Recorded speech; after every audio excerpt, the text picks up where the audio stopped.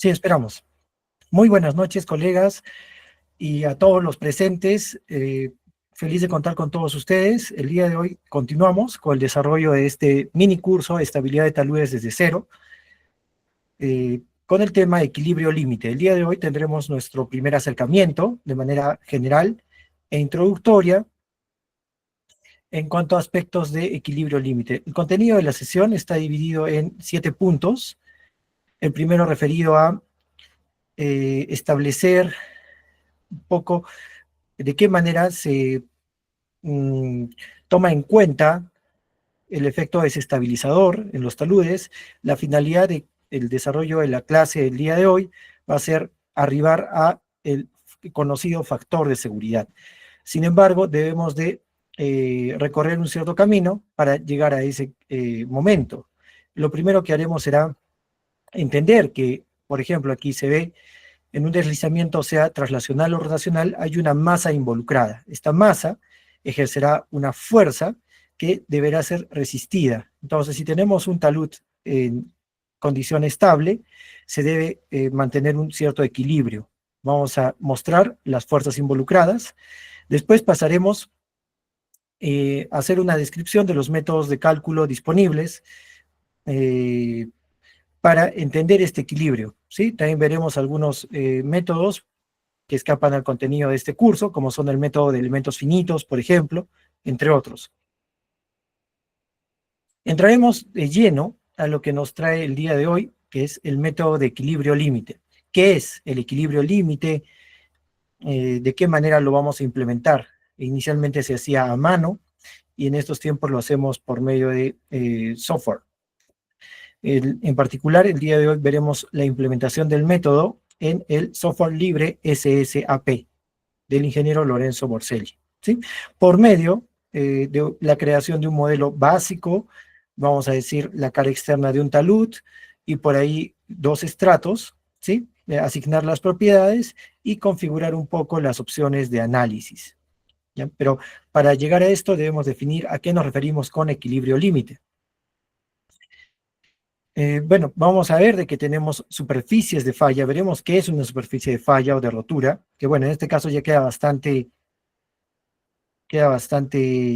claro. Vamos a llamarle superficie de falla o de rotura a esta línea que separa la masa deslizante de la masa que no se desliza. Pero veremos que estas superficies, estas en una sección transversal, estos arcos de circunferencia pueden ser considerados incluso bajo un criterio de falla no circular, y es lo que hace el software SSAP, ¿sí?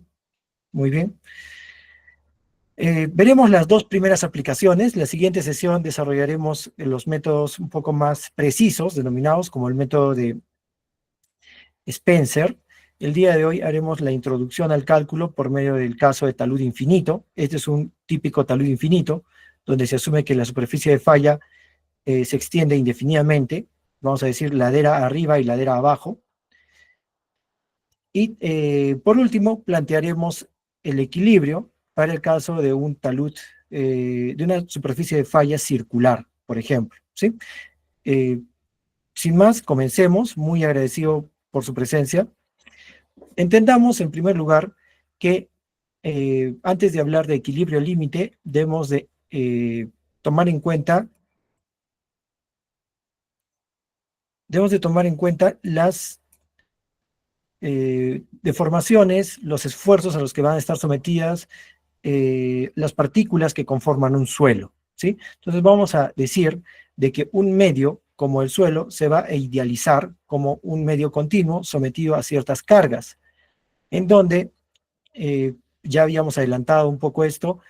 Estas cargas van a generar esfuerzos internos y estos esfuerzos van a dar lugar a deformaciones, ¿ya? Sin embargo, el suelo no es un medio continuo. Vamos a tratarlo como si fuera un medio continuo con fines de análisis por equilibrio límite. En términos generales, es posible establecer una relación entre las deformaciones que puedan ocurrir en un medio y los esfuerzos aplicados. Y a esta relación normalmente se le conoce como las relaciones constitutivas, la matriz constitutiva de un suelo. El caso más sencillo es el modelo elástico perfecto, que hace uso del, bueno, voy a escribirlo porque en este punto quiero que entendamos que lo que estamos viendo como equilibrio límite no es más que un caso particular del comportamiento general del suelo. Entonces, podemos decir que la relación constitutiva más básica es esta, ¿no? La ley de Hooke, donde planteábamos que en un resorte sometido a una fuerza, vamos a tener, bueno, un resorte que se deforma, si esa es una condición inicial y luego tenemos una condición final, como la que se muestra, esta compresión en el resorte va a dar lugar a la aparición de unas fuerzas internas, en donde esta fuerza interna que aparece, seguramente debido a la aplicación de una carga por un factor externo, la carga aplicada, esta carga aplicada será igual a esta fuerza de reacción, ¿sí? Que lo podemos llamar R incluso. Pero esta carga aplicada será directamente proporcional a la deformación que experimenta. Eso es lo que queremos decir con relación constitutiva. En términos generales, la manera como se relacionan los esfuerzos y las deformaciones será por medio de la relación constitutiva. Podemos establecer una deformación que ocurre en este caso de compresión. ¿Sí? Muy bien. Perfecto. Y ya, ¿qué va a ocurrir? De que en el caso del suelo, cuando se supera un cierto umbral, que vamos a llamarle resistencia al corte, esto es típico de los ensayos de resistencia, podemos citar el caso del ensayo de corte directo, donde se somete la muestra a un conjunto de esfuerzos, en donde va a llegar un momento en el que la deformación es tan alta que ya no puede ser resistida por el suelo, y se desarrollan zonas de fluencia. Y aquí es donde aparecen nuestros deslizamientos, ¿sí? Cuando se supera la resistencia del terreno. Si desean, me va indicando si este punto ha quedado claro. Continuamos, por favor. Si hay alguna duda, me pueden interrumpir sin ningún problema. Bueno, vamos a decir que cuando el suelo alcanza su resistencia, se produce el deslizamiento. Eso en términos generales. A este respecto, se ha desarrollado una rama de la ingeniería mecánica, bueno, vamos a decir, de la resistencia a materiales, que se denomina estática de los medios granulares, en donde allá por los años 50, Sokolovsky planteaba dos estados de tensión. El objeto de estudio de la estática de los medios granulares se divide principalmente en dos escenarios. Uno, que se trata de un escenario en el que cualquier pequeño cambio en las fuerzas aplicadas a un cuerpo, puede ser el suelo, no destruye el equilibrio. Abusando un poco del espacio, vamos a decir que aquí podríamos tener un medio como el suelo, en donde podemos tener un talud bastante estable y aplicamos una sobrecarga. La aplicación de esta sobrecarga, según este primer caso de estudio de la estática de medios granulares, no va a destruir el equilibrio, ¿sí? Ese campo por ahora quedará fuera de nuestro interés. Vamos a interesarnos por un segundo caso. En este otro grupo se dice que cualquier pequeño cambio en las fuerzas aplicadas, voy a ponerle de color amarillo una fuerza, por ejemplo, Q o una carga Q2, se dice que cualquier pequeño cambio en las fuerzas aplicadas va a dar lugar a la pérdida del equilibrio. Estos casos, teóricamente, dieron lugar al desarrollo de la teoría de equilibrio límite, ¿sí? Entonces vamos a ver que si tenemos un talud donde se dice que está en equilibrio inminente y no se ha producido el deslizamiento, pero no sé si aplica el término, al mínimo, a la mínima alteración de su condición de equilibrio, esto finalmente se va a bueno, va a entrar en colapso, ¿sí? Ese es el criterio que vamos a estudiar para hablar de equilibrio límite. Es una condición hipotética en la que cualquier cambio en las fuerzas aplicadas va a producir la pérdida de equilibrio, ¿ya?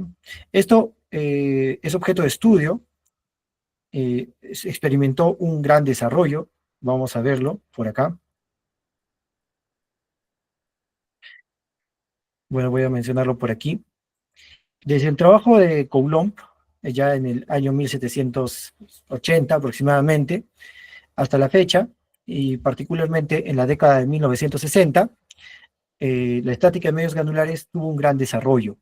Y ello se debió en gran medida a que, como parte de su formulación, no hacía falta resolver ecuaciones complicadas. Por ejemplo, aquí tenemos las ecuaciones, voy adelantando un poco, aquí tenemos las ecuaciones de la formulación de elementos finitos, del problema de estabilidad de taludes, donde vemos que se establece el equilibrio de fuerzas dentro de un volumen infinitesimal a partir de, bueno, expresiones que tienen derivadas parciales. Finalmente, para aplicar el método de elementos finitos, se hace una integración dentro de cada elemento finito y se resuelve un sistema de ecuaciones. Toda esta formulación, y que se vuelve aún más compleja para el caso elastoplástico, no es necesaria en el caso de el método de equilibrio límite. Y ello se debe, como aquí podemos apreciar, ello se debe a que en la teoría de la plasticidad perfecta se demuestra que cuando las sobrecargas, que son las condiciones de contorno del problema, están estáticamente determinadas, las ecuaciones de la teoría de plasticidad son las mismas ecuaciones que describen un estado de esfuerzos en condición de deformación plana. En otras palabras, el éxito del método de equilibrio límite radica en que el problema se puede resolver sin recurrir a ecuaciones cinemáticas. ¿Ya? Eso un poco para entender el gran éxito, el auge que tiene el método de equilibrio límite. Resumiendo, no hace falta tomar en cuenta el comportamiento esfuerzo de formación, el modelo constitutivo de los materiales, sino quedarnos con las ecuaciones de la estática. Es una de las virtudes del método de equilibrio límite. Un poco de su desarrollo, aquí vemos que desde el año 1773, Coulomb plantea los primeros teoremas de equilibrio límite y los aplica para determinar la presión de tierras sobre un muro de contención, ¿sí? Ya en aquel entonces empieza a suponer que existe una superficie de rotura, ¿ya? Concepto que hasta ahora utilizamos y será otra de las incógnitas de nuestro análisis de estabilidad de taludes. El factor de seguridad por un lado y por otro lado la superficie de falla. Ya por los años 1890, Kurdiumov también, en base a una serie de experimentos en cimentaciones, demuestra que la pérdida de equilibrio se produce por medio del deslizamiento del material sobre ciertas superficies curvas. Ese comportamiento es evidente en el caso de, bueno, taludes y que se estudian por medio del método de equilibrio límite. Esa superficie curva será para nosotros la superficie de falla. Y finalmente, allá por los años 30, Felenius llega a proponer el uso de superficies de falla de formas ya predefinidas, que es lo que hace, por ejemplo, cualquier software de equilibrio límite, asume una geometría de la superficie de falla y demuestra que el problema se reduce a encontrar cuál de estas superficies de falla es la que, bueno, pone en peligro al talud, se dice la posición más peligrosa. Lo vamos a entender ahora que planteamos el equilibrio. Hasta este momento me gustaría escucharlos, colegas, si cualquiera de ustedes podría hacer uso del micrófono y decirme si los criterios hasta aquí planteados les son familiares. Va quedando claro, por favor, de manera introductoria. Los escucho. El host me apoya si es que hay algún mensaje en el chat. Recordemos que la sesión es en vivo, no es un monólogo, me gustaría escucharlos. Sí, colegas, ¿me escuchan, por favor? ¿Están allí? Sí, ingeniero, muy claro todo. Correcto. Son, bueno, muchos siglos que han permitido que podamos llegar a este momento y hacer uso de un programa o una hoja Excel, pero es para que entendamos todo el esfuerzo que hubo detrás. ¿Sí? Muy bien, continuamos, por favor. Gracias, gracias por la apreciación.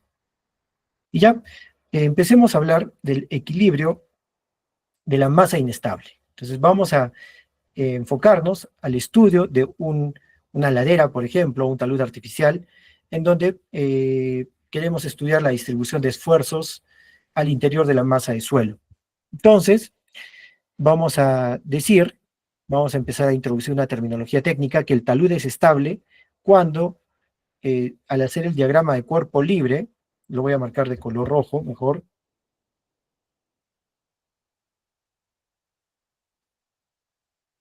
un poco más grueso por acá. Al hacer el diagrama de cuerpo libre de esta porción de suelo, se dice que se encuentra en reposo, que se encuentra en equilibrio, ¿ya? Y se deben satisfacer las condiciones de equilibrio estático. Sin embargo, también se debería cumplir que cualquier porción de la masa deslizante, en este caso, se encuentre en equilibrio. Aquí tenemos una vista ampliada de la masa deslizante, de esta porción de la masa deslizante, y le vamos a llamar dovela o rebanada, ¿ya? Se dice que está en equilibrio porque cualquier, vamos a ponerlo de esta manera, cualquier efecto de cargas aplicadas, sean estas debido a una carga externa o debido a las reacciones del terreno, porque aquí la masa que no se desliza va a ejercer una reacción, y también tenemos el efecto de las fuerzas de la interacción con, vamos a decir, las porciones de terreno fuera de la línea naranja, que serían estas fuerzas de acá, que están representadas por su resultante en este caso. ¿Sí? Este problema, seguramente lo han visto en muchos libros, no es más que el planteamiento de equilibrio, ¿no?, que hemos visto en la universidad, en donde, si se dan cuenta, el planteamiento requiere el asumir una superficie de falla. ¿Qué quiere decir? Que si hubiéramos planteado otra superficie de falla como la que estoy marcando de color amarillo, o la que estoy marcando de color verde, el equilibrio de fuerzas, me ayuda con el audio, por favor, el host. Gracias. Si hubiera alguna consulta me dicen, si no, puedes silenciar el audio. Gracias, gracias. Muy bien, si hubiéramos planteado otra superficie de falla como la verde o la amarilla, el equilibrio de fuerzas también resultaría diferente, ya que tenemos por ejemplo, un peso propio diferente. En el caso amarillo tendríamos un peso propio similar a este.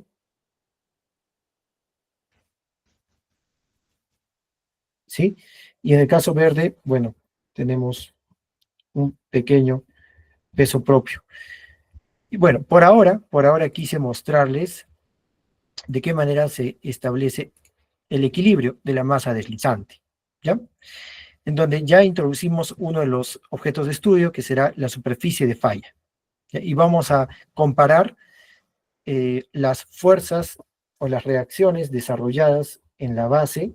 En particular nos interesará el comportamiento a nivel de la base de la dovela, en este caso esta porción de suelo le vamos a llamar dovela. Esta reacción será para nosotros TR, y le vamos a llamar la fuerza necesaria para mantener el equilibrio, ¿ya? Para que se produzca o se mantenga en equilibrio esta masa deslizante, será necesario que se desarrolle una fuerza T sub R. ¿Ya? Entonces, continuamos, colegas. Muy bien. Aterricemos estos conceptos y recordemos al ingeniero Brajadas, ¿no? ¿Qué decía el ingeniero? Que en su libro, Fundamentos de Ingeniería Geotécnica, que se espera que los ingenieros civiles realicen cálculos para comprobar la seguridad de los taludes naturales, sean taludes de excavación o terraplenes. A este proceso de comprobación de la seguridad se le llama análisis de estabilidad del talud, que implica, como ya más o menos estuvimos viendo, por un lado, la determinación la determinación de la fuerza de corte desarrollada a lo largo de una determinada superficie de rotura. Entonces, lo primero que haremos será identificar cuál es nuestra superficie de rotura, y lo que podemos hacer es estudiar el corte desarrollado a lo largo de esta superficie. Lo vamos a hacer por medio del estudio de una porción del terreno, que le vamos a llamar dovela. Entonces, para esta dovela, que podemos marcar de color verde, el corte desarrollado estará dado o podrá ser representado por medio de unas fuerzas que tienden a producir el deslizamiento. Esta fuerza, dividida entre esta área de sección transversal, dará lugar a unos esfuerzos cortantes actuantes, ¿sí? Que dan lugar o que favorecen la inestabilidad. Pero dice que el problema no queda allí, ¿no? El ingeniero Brajadas nos decía que el proceso de estabilidad, de análisis de estabilidad de un talud implica la comparación de ese corte desarrollado con la resistencia del suelo al corte. Entonces, en este medio, que es el suelo, habrá una cierta oposición al movimiento, y eso lo vamos a denominar como resistencia al corte. Aquí podemos tener, siempre voy a trabajar con el color azul o celeste, esta fuerza T sub R, que será la fuerza necesaria para mantener el equilibrio. Si a esta fuerza yo le llamo T actuante, por equilibrio es fácil demostrar que T actuante debe ser igual a T sub R. ¿Sí? Pero ¿qué nos interesa? Recordemos o no perdamos de vista lo que acabamos de leer. Dice que el proceso de análisis de estabilidad de taludes implica comparar este corte desarrollado con, perdón, implica comparar el corte desarrollado con la resistencia del suelo al corte. Esta fuerza T sub R no es la máxima disponibilidad del terreno. El terreno ofrece una resistencia aún mayor, que puede ser,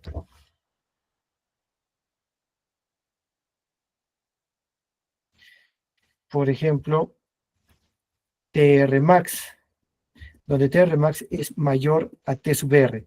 ¿Qué quiere decir? Que la resistencia disponible del terreno, este valor de fuerza TR, puede seguir incrementándose. Podemos aplicar aquí una cierta sobrecarga para llevar el talud a una situación de falla, al deslizamiento. Pero ello solamente va a ocurrir cuando la fuerza T sub R se incremente hasta un valor tal que alcance la resistencia del suelo al corte. Es así que les voy adelantando, el factor de seguridad se definirá como la máxima resistencia que ofrece el terreno entre el corte desarrollado, la fuerza necesaria para mantener en equilibrio el talud. Cuando estas dos fuerzas sean iguales, el TR máximo sea igual al TR, vamos a hablar de una condición de equilibrio inminente. Bueno, solo es para citar al ingeniero Brajadas, y por ahora quedémonos con esta idea, ¿sí? Que el análisis de estabilidad de taludes implica comparar dos fuerzas, la resistencia disponible en el terreno con la fuerza de corte desarrollada a lo largo de la superficie de falla. Pero si se dan cuenta, en el denominador no aparece T actuante. Por igualdad, por equilibrio, podría reemplazar T sub R por T actuante. Pero bueno, por ahora lo vamos a dejar ahí. Continuamos. Si hubiera alguna consulta, me dicen y continuamos. Y podemos repetir. Muy bien. ¿Qué se debe satisfacer? Ya un poco lo estuvimos viendo por acá. Se debe satisfacer un equilibrio de fuerzas. Si yo planteo y vuelvo a esquematizar las fuerzas aplicadas, vamos a tener que aquí hay unas fuerzas en muchas direcciones. Todas estas fuerzas deben satisfacer la condición de que la sumatoria de fuerzas sobre un eje X, por ejemplo, eje Y, sean cero, asumiendo una dirección positiva. Y también, y ya lo veremos la próxima sesión, cuando veamos el método de Spencer y el de Morgenstern-Price, también se debe satisfacer el equilibrio de momentos. El equilibrio de momentos respecto de un punto dado. Entonces, En la base de cada dovela vamos a tener unas fuerzas que, por ejemplo, podrían ser estas, y estas pequeñas fuerzas aplicadas en cada una de las dovelas deberían de generar momentos respecto a un punto tal que la sumatoria de momentos también se haga cero. Podemos decir rápidamente que esta fuerza genera un momento, podemos llamarle Q, por ejemplo, Q sub 2, Q sub 3, Q sub 2 por D2. Entonces, esto implica que la sumatoria de los Q sub I por D sub I sea igual a cero. Esas tres condiciones deben ser satisfechas para garantizar que este cuerpo se encuentre en equilibrio. ¿Ya? Bien, colegas, continuamos. Quizá el día de hoy vamos a ser un poco rápidos por el tiempo limitado. La sesión está programada para 1 hora y media.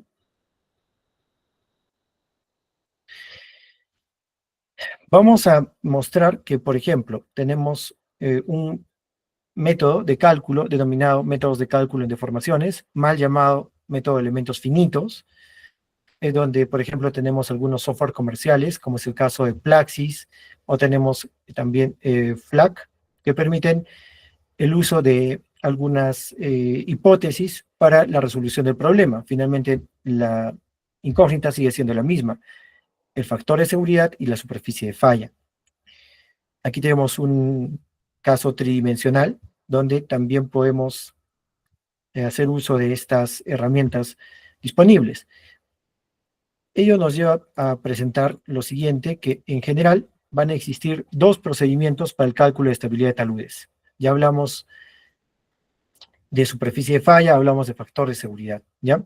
Unos que van a suponer la geometría de la superficie de falla, como es el caso del método de equilibrio límite, y otros que van a asumir que todo el suelo se plastifica al mismo tiempo.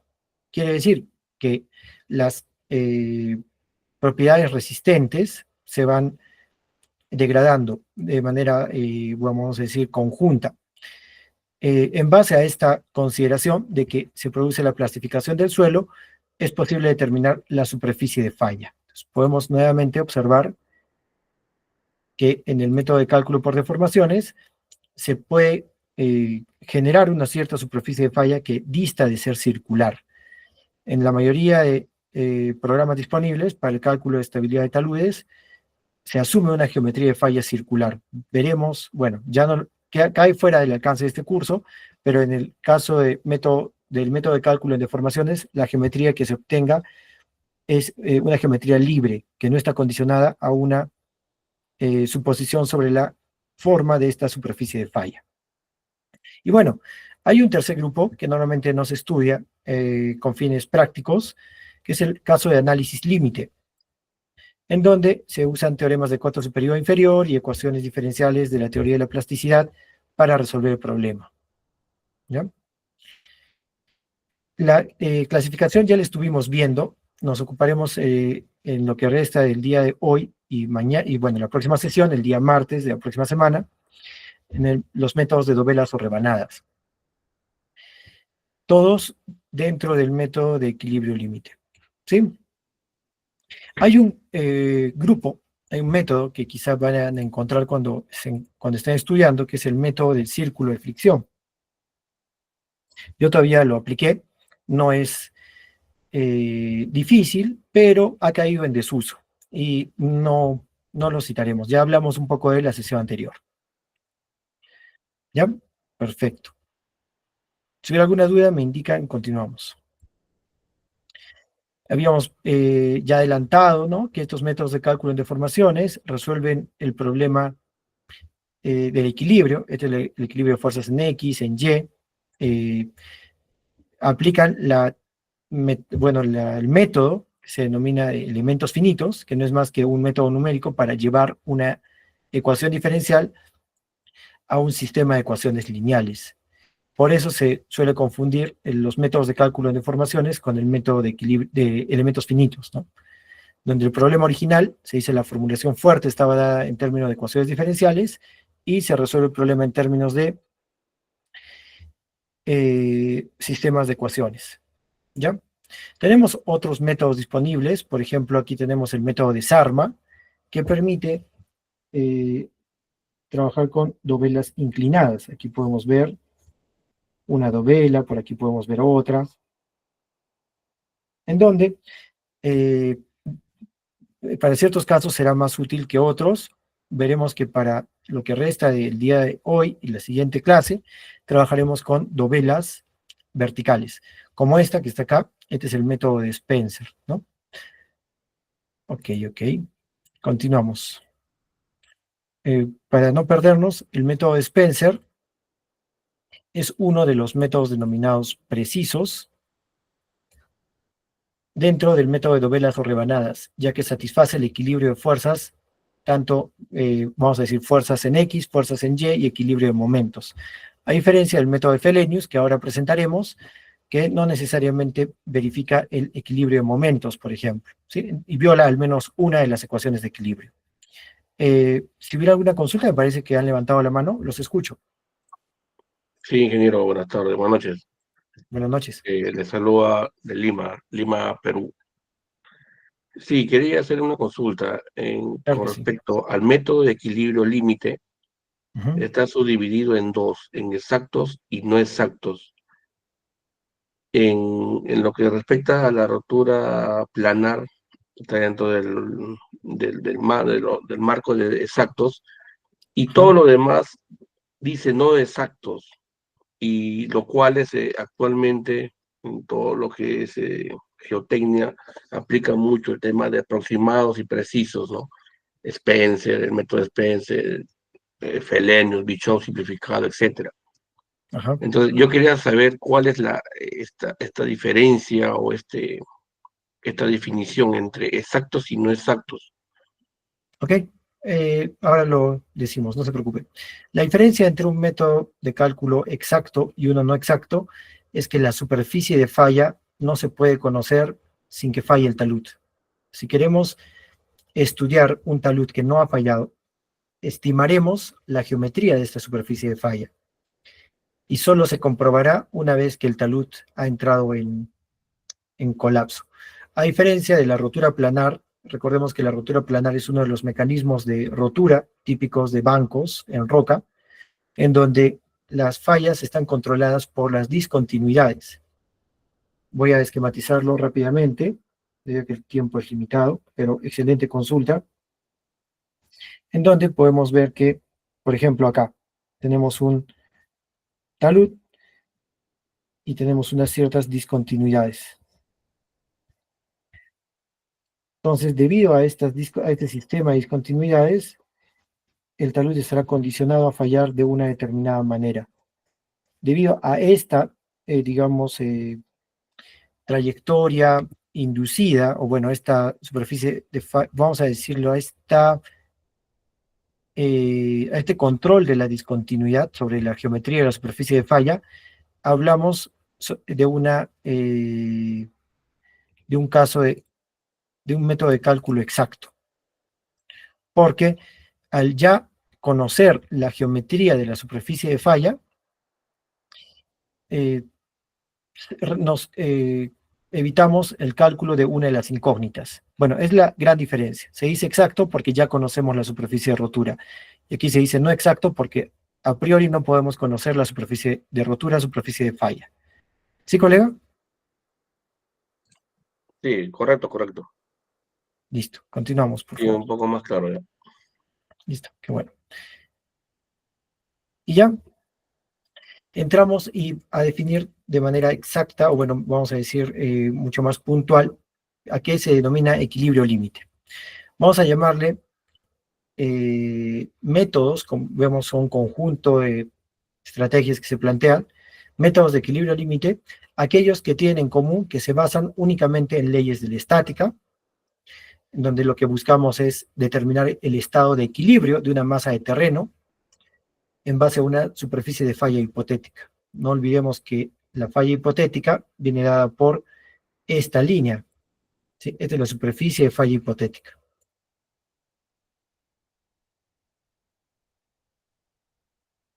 Muy bien. Otra característica de los métodos de equilibrio límite es que no toman en cuenta las deformaciones del terreno.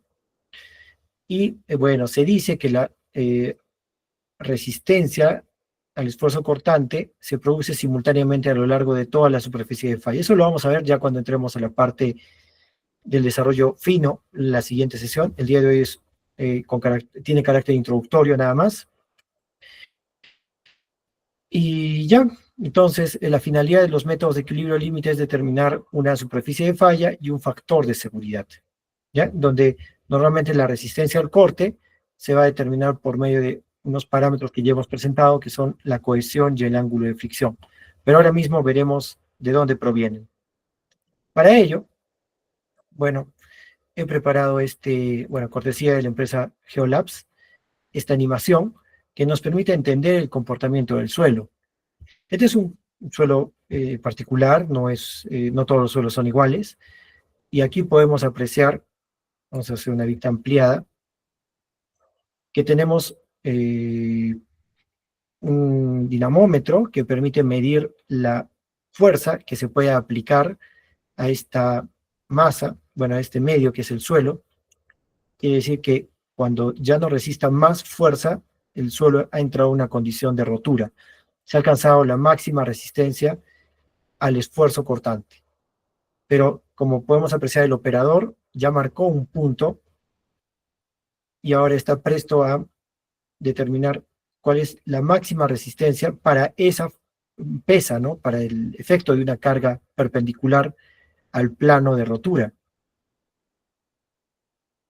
Aquí tenemos el valor de 1,39 en el gráfico y veremos que ahora al tener otra carga de rotura, perdón, otra carga perpendicular, otra carga vertical diferente, se registra una fuerza también mayor, ¿no? Ya no era 1,39, sino 1,98. Seguramente ahora marcará ese punto. Podemos simular ese comportamiento de manera muy rápida mediante el siguiente esquema, donde vamos a ver que por aquí estaba el 1,39 y por aquí estaría el 1,98. ¿Sí? Donde esta escala vendría a ser las fuerzas horizontales de rotura. Entonces vamos a poner entre paréntesis resistentes, Rmax. Y en esta escala tenemos las fuerzas perpendiculares o normales, les vamos a llamar, ¿sí? Actuantes. De aquí que, si es que finalmente se unieran estos puntos, obtendríamos lo que en el laboratorio se conoce como envolvente de falla. Y no es cualquier envolvente, la envolvente de Moore-Coulomb. En donde esta figura, esta línea es una función conocida, que es la recta, y se puede expresar por medio de la siguiente ecuación, y igual a ax más b, en donde b va a ser para nosotros la intersección con el eje y, o el intercepto, con el eje de las ordenadas, y a ese valor vamos a llamarlo de ahora en adelante cohesión.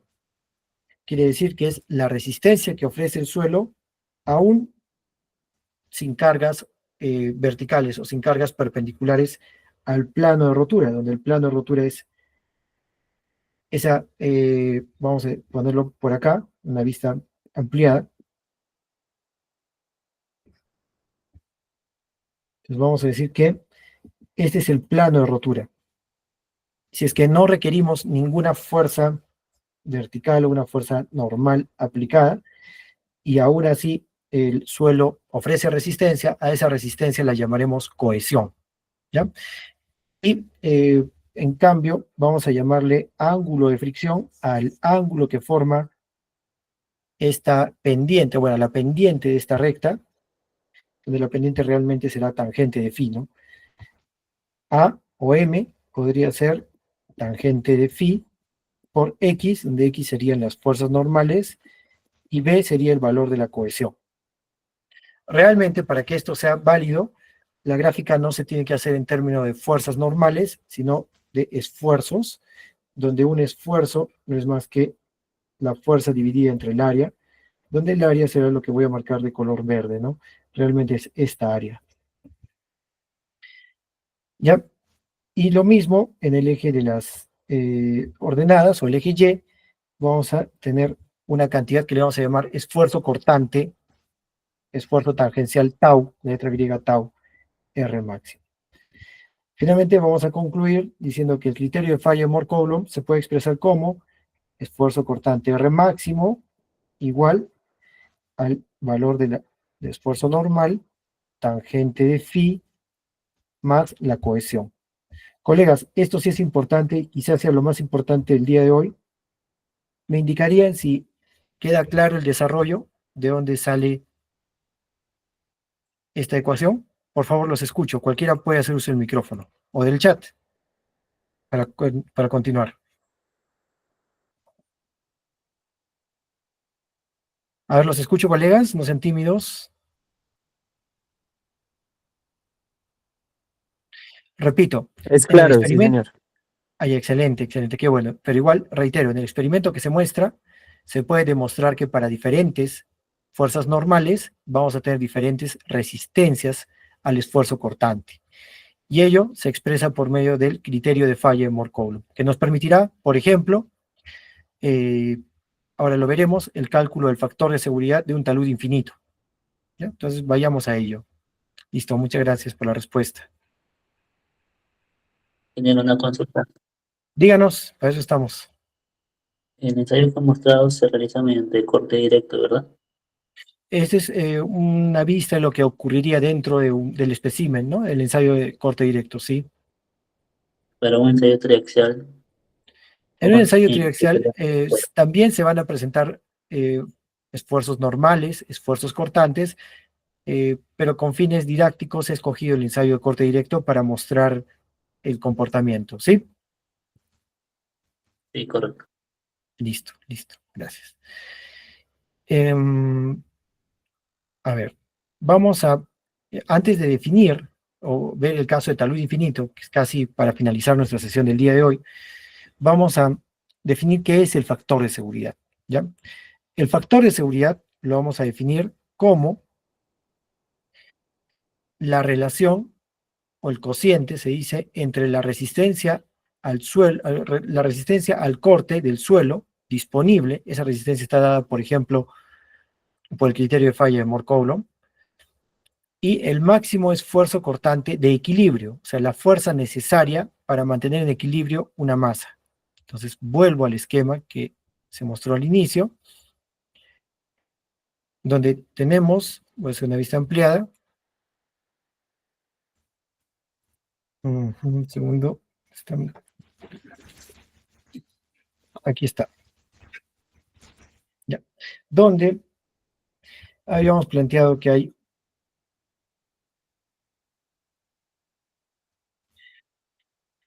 una fuerza requerida para mantener el equilibrio de esta dovela, ¿sí? La dovela que habíamos marcado de color naranja.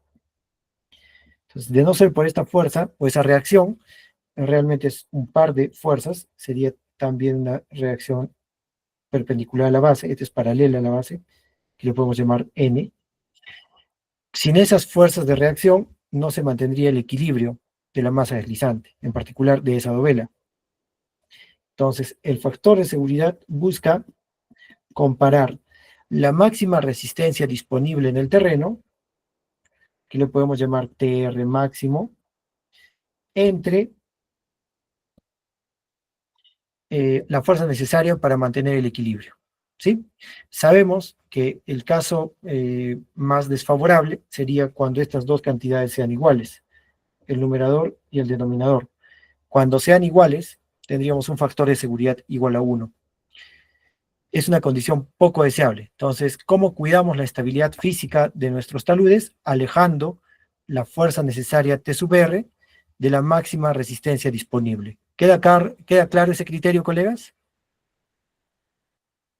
Sí, Lo que nos ingeniero. implica, que bueno, lo que nos implicaría que un factor de seguridad de 2 significa que la fuerza necesaria para mantener el equilibrio es todavía la mitad de la máxima resistencia disponible.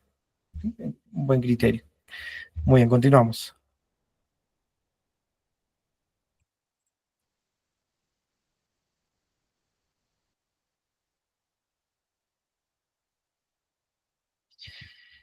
Y ya, para poder afianzar este último criterio, he preparado esta simulación mental, en donde vamos a imaginar por un momento que esta porción, bueno, casualmente también es de un color naranja, esa porción de la masa deslizante se apoya sobre la masa que no se desliza. Entonces voy a colorear de color verde claro la masa o un plano inclinado, que va a representar la masa que no se desliza. Y el bloque, con un peso P, va a representar la dovela. Entonces lo que va a ocurrir es que si esta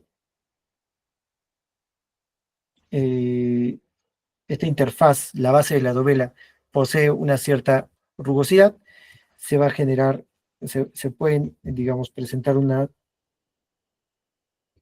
cierta oposición al movimiento, que recordemos de la formación básica, la fuerza de fricción, la habíamos estudiado como mu por la normal, donde la normal no es otra cosa que, si es que este era el peso se puede descomponer en dos fuerzas. O bueno, la voy a dibujar aquí abajo.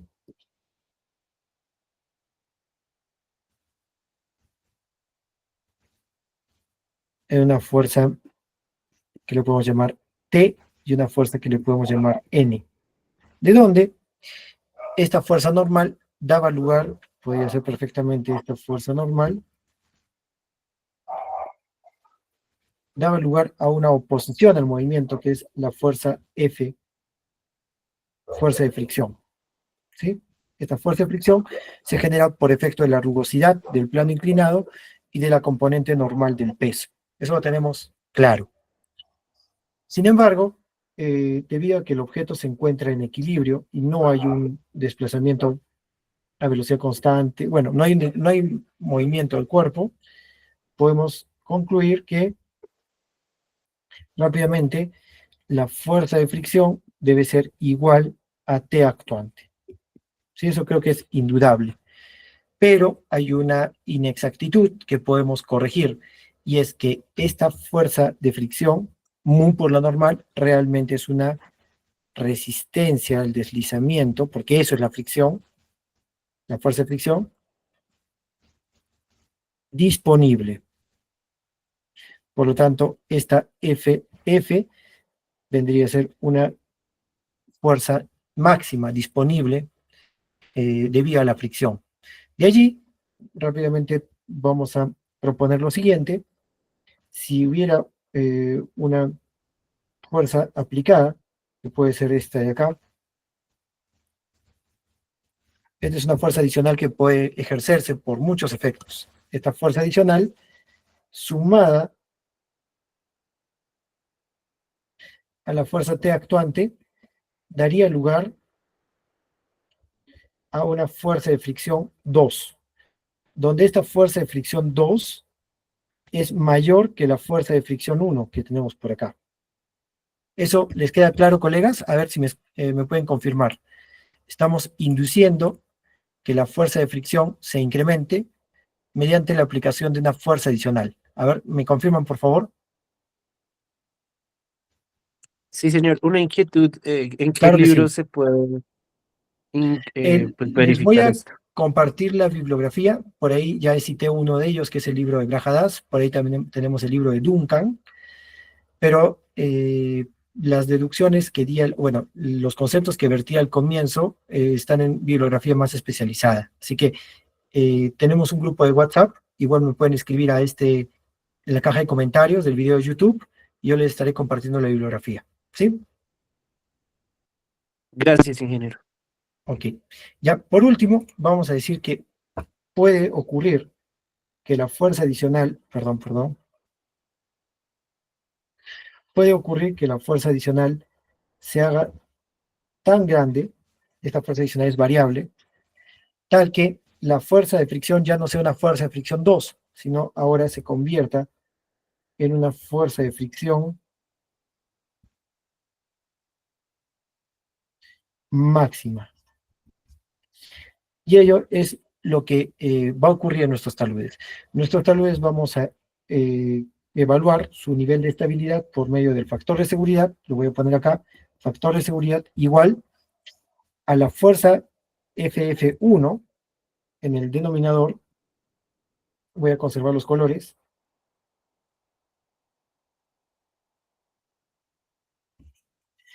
y en el numerador voy a poner la fuerza FF máxima.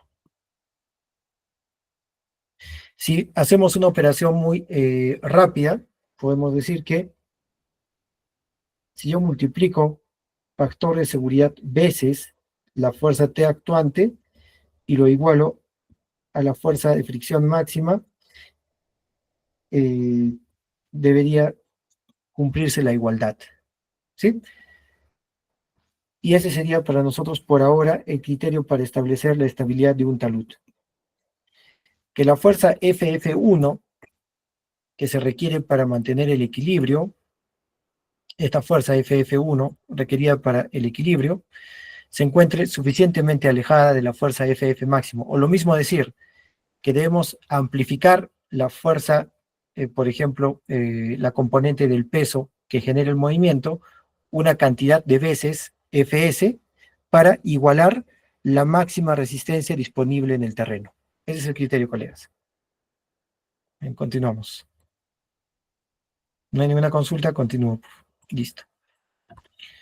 Y ya pasemos al caso de talud infinito, porque el tiempo nos puede ganar. Hemos iniciado las 7:40, tenemos 1 hora en este momento de sesión. Ya. El caso de talud infinito, como se muestra, como lo vimos al inicio en la carátula, se asume para cuando hacemos un estudio local, por ejemplo este de acá. Perdón.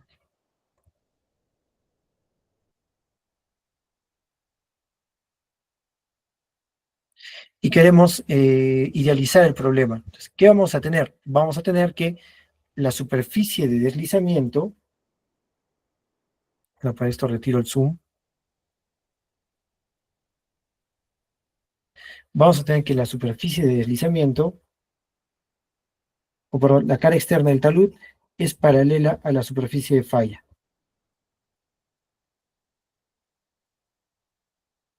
En la mayor parte de su desarrollo, ¿sí? Entonces, aquí tenemos, por ejemplo, la superficie de falla, y de color verde vamos a poner la cara externa del talud. Para nuestro estudio, dividiremos la masa deslizante en una dovela, en varias dovelas, de las cuales estudiaremos una de ellas como la dovela representativa, ¿sí? Muy bien.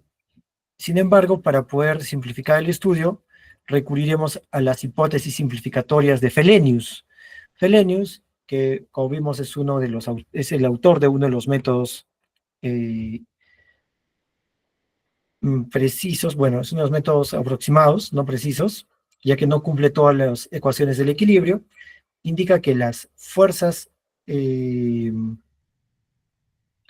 actúan sobre los lados, digamos, AC, bueno, esta cara vertical de la dovela y esta otra cara vertical, esas fuerzas interdovelas son ignoradas.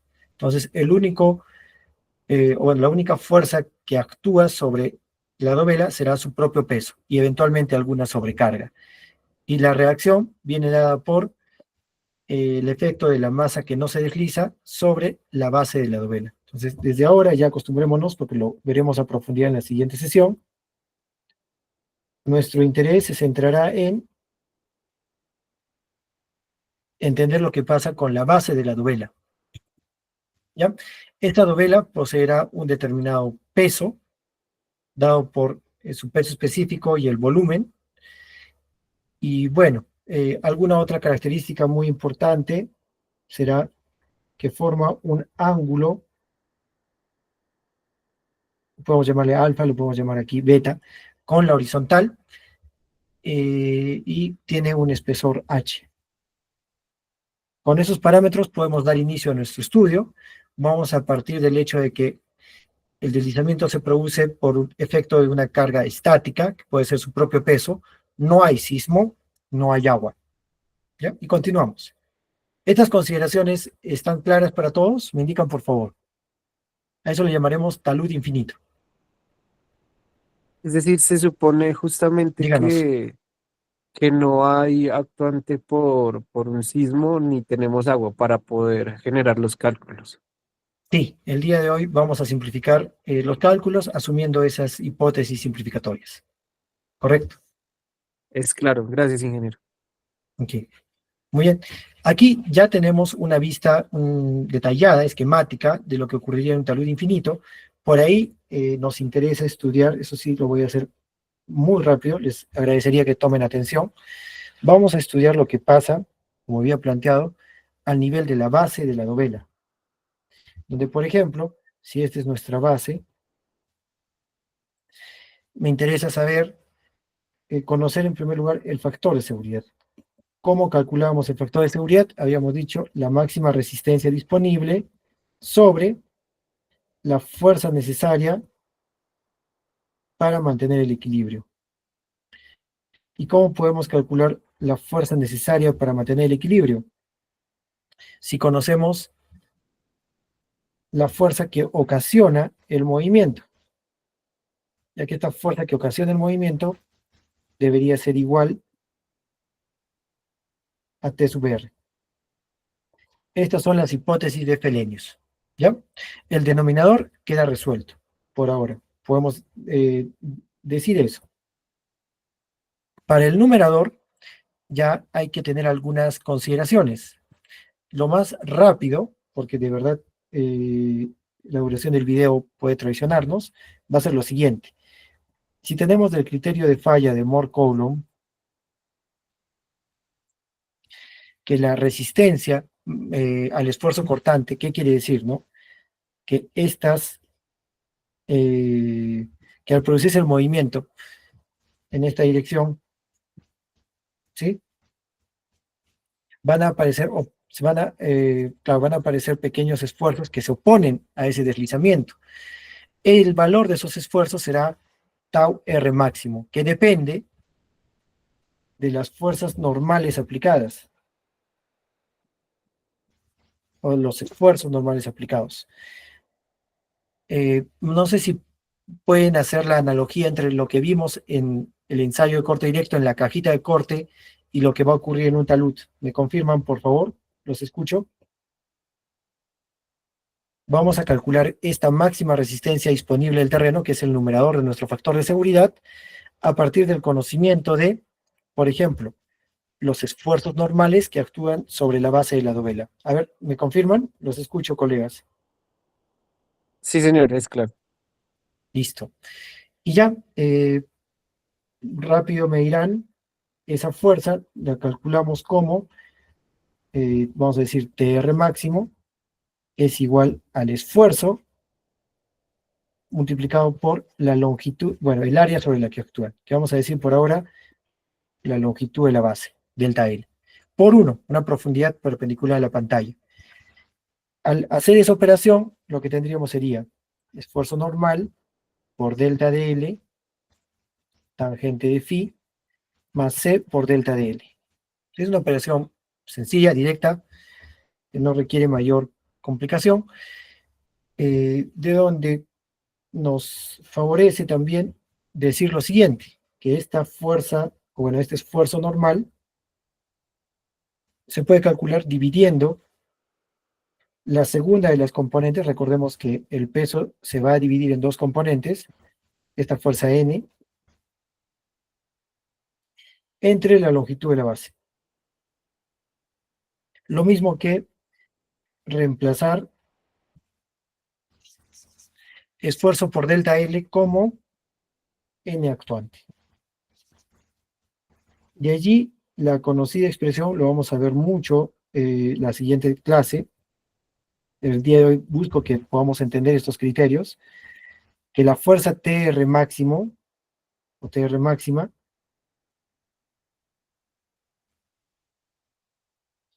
no es más que la fuerza N actuante por la tangente de phi más C por delta de L. Al igual que la otra expresión que marqué, esta es una de las expresiones más importantes del día. Déjenme ver. Acá. TR máximo igual a la fuerza normal actuante por la tangente de phi más C por L. Y de allí ya hemos logrado simplificar la expresión para el factor de seguridad. Continúo, si me lo permiten. ¿Hasta aquí todo queda claro? Yo Y se ha tengo ido una muy, inquietud, muy ingeniero. rápido. Díganos, por favor.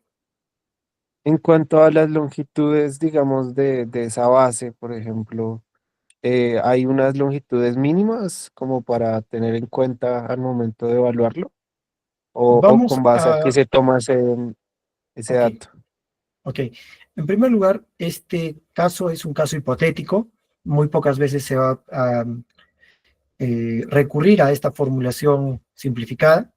Incluso para los casos más sencillos de análisis se recurre a software, digamos, bien elaborado.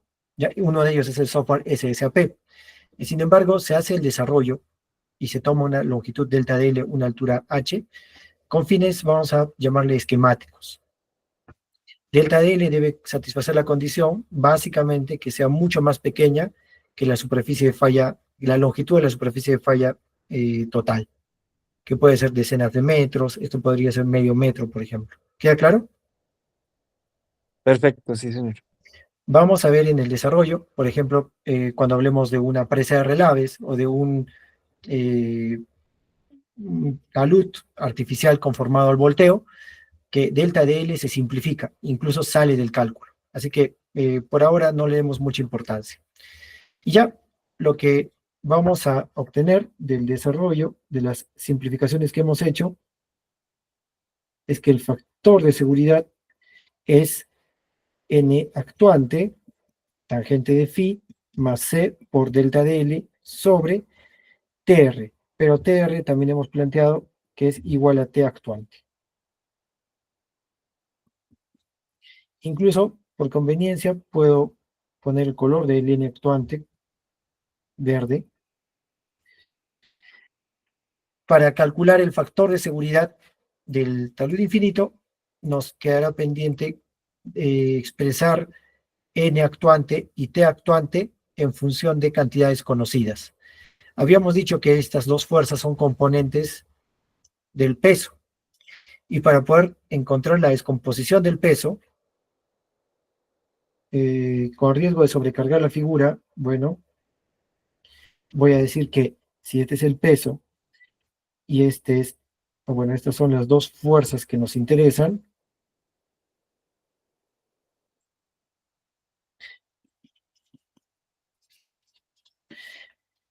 quedaría pendiente el conocimiento de este ángulo, ya que al tratarse de un triángulo rectángulo, si conocemos la hipotenusa y el ángulo de color naranja, podemos despejar las dos cantidades. No lo voy a hacer por tiempo, pero se concluye que este ángulo, perdón,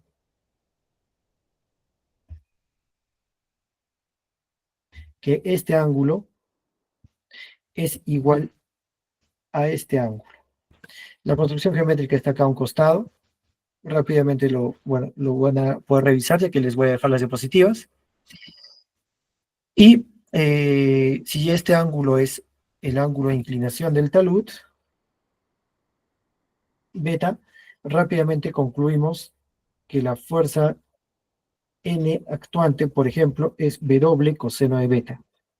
Y la fuerza T actuante es W seno de beta. Relaciones trigonométricas básicas. Con esto, casi estamos en el final de la demostración del, la deducción del factor de seguridad, donde rápidamente nos damos cuenta que si N actuante y T actuante son funciones del peso, lo único que requerimos para calcular el factor de seguridad son el peso de esta dovela, que se puede calcular como el peso específico por el área y por una profundidad unitaria. Necesitamos el ángulo de fricción, aquí en la interfaz, en la base, porque imaginemos que este es un ensayo de corte directo, lo que nos interesa es el ángulo de fricción en la base, la cohesión en la base y la longitud de la dovela. Lo que acabo de afirmar, ¿les ha quedado claro, colegas? Con ello ya casi finalizamos para hacer uso del software SSAP. A ver, ¿los escucho? Es claro, ingeniero, muchas gracias. Qué bueno que esté quedando claro. La deducción, o bueno, el desarrollo, lo tenemos aquí. Voy a hacer un pequeño ejemplo. Para ello, les aconsejo tener calculadora en mano, en donde voy a volver a leer. Factor de seguridad igual a la fuerza normal actuante, tangente de phi, más la cohesión por la longitud de esta dovela, la base de esta dovela, perdón, la longitud de la base, sobre T actuante, donde T actuante y el N actuante son funciones del peso.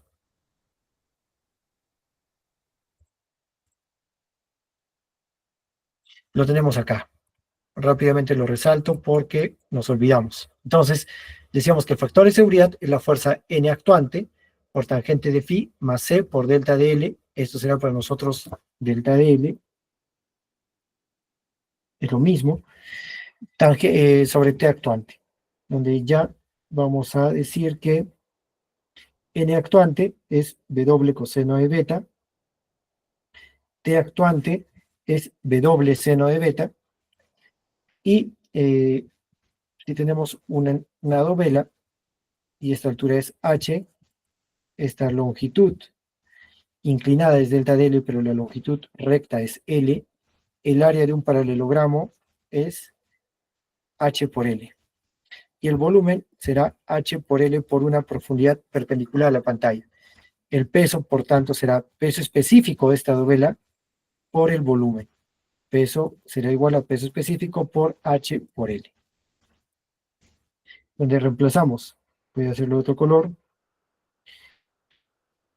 En vez del peso, peso específico por H por L. En vez del peso, peso específico por H por L. Hasta aquí, colegas, ¿pudieron seguir la deducción? Espero que sí, no es nada complicado. Lo que nos queda pendiente es el caso ejemplo, para que podamos irnos con un número a la casa. ¿De qué se trata?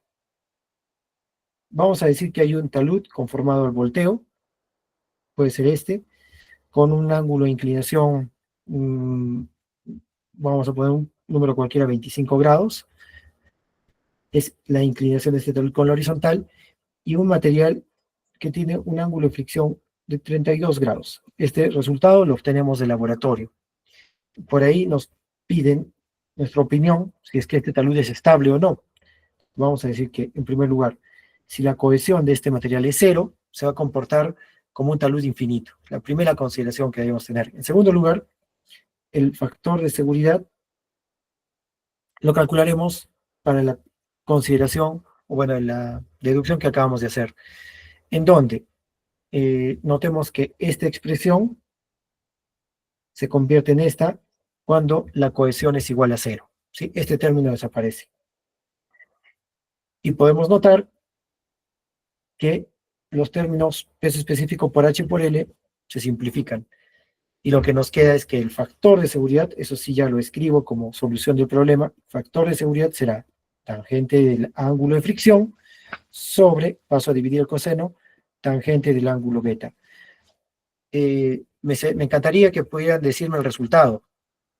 El ángulo de fricción es 32 grados, el ángulo beta es 25. ¿Cuánto resultaría el factor de seguridad, colegas? Antes que yo. A ver, ¿quién lo tiene?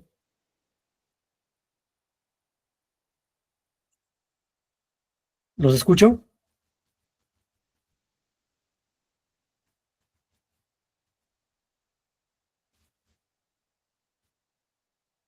Factor de seguridad igual a, lo voy a dejar en suspenso. ¿Alguien lo tiene, colegas? Es 1.34. correcto, sí. Resulta de reemplazar en esta expresión, en vez del valor de phi, 32 grados, y en vez del valor de beta, 25 grados. El resultado efectivamente es 1.34004. Gracias, colega. Se concluye además que el factor de seguridad será igual a 1 cuando el ángulo de inclinación sea igual al ángulo de fricción. Y bueno, más adelante veremos también que en presencia de agua, cuando este talud esté saturado, el factor de seguridad está afectado por un término adicional que hace que el factor de seguridad baje. Y, por ejemplo, para tener factores de seguridad igual a 1, requeriríamos, en este mismo caso, un ángulo de inclinación mucho más bajo, quizá 16 grados o algo así. Eso cuando el talud está saturado. El agua es el enemigo de la estabilidad de los taludes y hace que su factor de seguridad se reduzca considerablemente. Pero bueno, por ahora estamos en el caso seco. Excelente, colega, y gracias por la respuesta. Continuamos.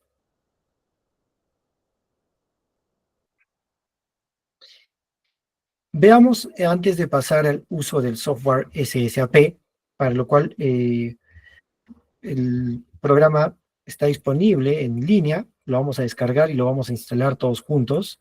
El día de hoy no veremos un uso intensivo del programa, sino únicamente la definición de una geometría, por ahí un estrato y la asignación de propiedades. Finalmente, verificaremos el resultado, que es una superficie de falla y un factor de seguridad. Pero antes, pasaremos por el caso más sencillo, que nos permitirá resolver problemas de este tipo. Por aquí tenemos el método de, bueno, el libro, también del ingeniero Brajadas, que en paz descanse, yo lo conocí.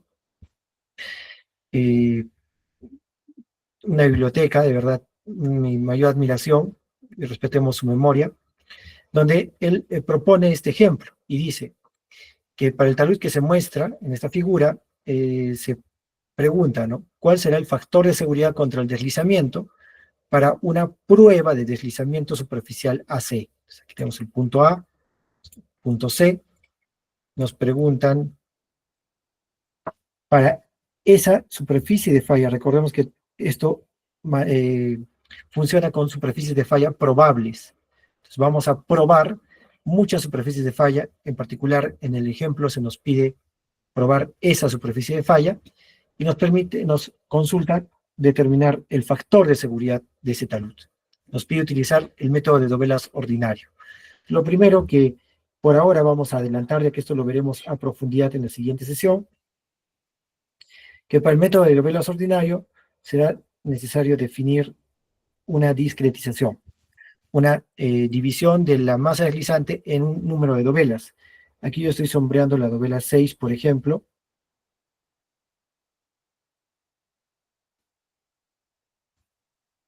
Esta será la dovela 6, esta será la dovela 3, y por aquí incluso podemos tener la dovela 1. Tenemos en total 7 dovelas, aquí hay una dovela adicional. ¿Ya? Donde cada dovela se va a caracterizar por tener una longitud en la base. Vamos a hablar de dos longitudes, ¿ya? Una longitud. Eso lo vamos a ver a detalle, solo se los adelanto, no se preocupen. Esta es una dovela típica, perdón. Si esta es la dovela típica, donde no necesariamente el ángulo de inclinación de la base tiene que coincidir con el ángulo de inclinación de la cara externa del talud, vamos a tener un ancho de la base y una longitud inclinada. Entonces ya podemos notar la similitud de cada una de estas dovelas con el caso de talud infinito. No sé si por tiempo deba extenderme. Creo que hemos vertido los criterios más importantes. En la siguiente sesión detallaré el desarrollo de este método en particular. Lo que voy a pedirles con fines, bueno, disculpándome también por el tiempo, es que hagamos una analogía entre, por ahora vamos a decir como decimos en Perú, ¿no? Fórmula, ¿no? Entre la fórmula utilizada que deduciremos en la siguiente sesión y la expresión que habíamos determinado, que es esta, si todos recuerdan. La voy a escribir y la llevaremos para hacer la analogía.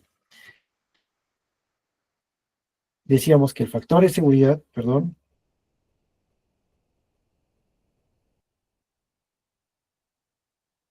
el factor de seguridad es igual a una fuerza TR máximo, que era no más que N actuante, tangente de phi, más C por delta de L, sobre T actuante. Entre esa expresión y la utilizada para el cálculo. Entonces, notemos la similitud. No olvidemos que para el caso de talud infinito, n actuante era W coseno de beta. ¿Y por qué? Porque este era W, esta era la dovela, la base de la dovela. Esta era la fuerza T actuante y esta era la fuerza N actuante, donde T actuante también se podía calcular como W por el seno de beta. Al hacer el reemplazo, directamente concluimos que N actuante, W coseno de beta, aparece dentro de la sumatoria. Multiplicando a la tangente de phi. ¿Sí? Y el otro término que lo acompaña es la cohesión por delta de L, dividido entre W seno de alfa, donde esta vez ya no tenemos ángulos beta, tenemos ángulos alfa sub n, donde el ángulo alfa sub n es la inclinación de la base de la dovela en estudio. A ver, colegas, ¿me indicarían si queda clara la analogía, o bueno, la estructura de la fórmula o la expresión para el factor de seguridad del talud infinito con la expresión para el talud generalizado? A ver, los escucho, por favor. Es evidente, ¿no? La única diferencia es que ahora tenemos el aporte de cada una de las dovelas, tanto para el numerador, que sería la máxima resistencia disponible, como para el dominador, que es el efecto, bueno, es la fuerza actuante, la fuerza que causa la inestabilidad. Muy bien, muy bien. El problema se resuelve si es que conocemos el peso de cada dovela, si es que conocemos el ángulo de inclinación de la base, si es que conocemos la longitud de la dovela en estudio, la dovela específica. Esto se suele resolver por medio de la construcción de un cuadro de doble entrada, como podemos ver, donde por un lado tenemos el número de dovela y por otro lado tenemos la propiedad en estudio. Por ejemplo, si necesitamos el peso de cada dovela, vamos determinando los pesos a partir de las áreas de cada dovela. Haremos un ejercicio práctico con uso de AutoCAD. Les estaría haciendo llegar el material, tanto la hoja Excel como el archivo de AutoCAD del problema por interno, a los que resuelvan un pequeño cuestionario sobre el contenido de esta sesión. Bueno, la hoja Excel nos servirá para la próxima clase. Entonces, necesitamos el peso de cada dovela, el ángulo de inclinación alfa, por ahí la longitud de cada dovela, y vamos generando los términos de la sumatoria, ¿no? Donde la sumatoria finalmente se va a resolver como W sub 1 coseno de alfa 1 tangente de phi más la cohesión por delta de L1, primer término de la sumatoria, más W2 coseno de alfa 2 tangente de phi más C por delta de L2, segundo término, etcétera, dividido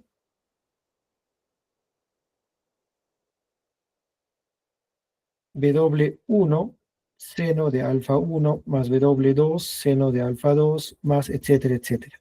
Donde vemos ya que el término tangente de phi es común a todos los términos de la sumatoria y puede salir afuera, donde lo que nos va a quedar es que la tangente de phi multiplica a la sumatoria de los W sub i coseno de alfa i, y es lo que tenemos por acá. Los W sub i coseno de alfa i se suman y este término multiplica al coseno de alfa. Perdón, este término multiplica a la tangente de phi, más la cohesión que multiplica a los delta de L.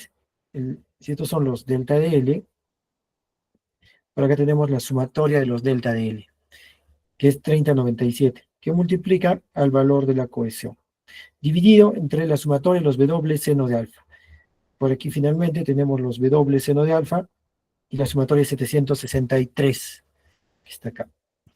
Este desarrollo, colegas, muy importante, que detallaremos en la siguiente sesión, ¿ha quedado claro? Los escucho. por favor. De paso que me confirman si se escucha el audio, porque creo que no se escucha.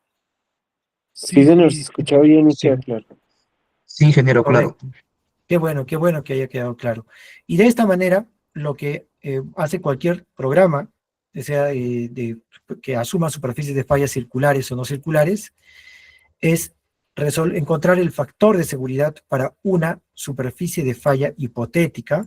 En este caso, la superficie de falla hipotética es la línea, el arco de circunferencia AC, y va a comprobar o va a comparar ese valor, que es el factor de seguridad, contra otros factores de seguridad calculados para otra superficie de falla. Como habíamos dicho desde el inicio, podemos tener otra superficie de falla que sea, por ejemplo, esta, y para esa superficie de falla vamos a tener otro valor del factor de seguridad. Y así, de muchas comparaciones, el factor de seguridad del talud y la superficie de falla crítica sean aquellos que presenten el factor de seguridad más bajo, que eventualmente podría ser algo como esto, ¿no? Y ese es el criterio del, bueno, que debemos manejar para el método de equilibrio límite. Ahora sí, colegas, vayamos en unos 5 minutos a ver un poco del software SSAP. Recordemos que el ingeniero Lorenzo Berselli, el creador del programa, muy amablemente ha aceptado dictar el módulo 4, la sesión número 4 del jueves de la próxima semana, jueves 24, perdón. Así que los invito a no perderse la sesión del ingeniero Lorenzo Berselli. Será la segunda capacitación en español. La primera fue en México. Yo pude participar de ella. Y bueno, es una gran oportunidad. A continuación, les voy a pedir que instalemos juntos el software SSAP. Yo lo tengo instalado. Sin embargo, el proceso de desinstalación es muy rápido.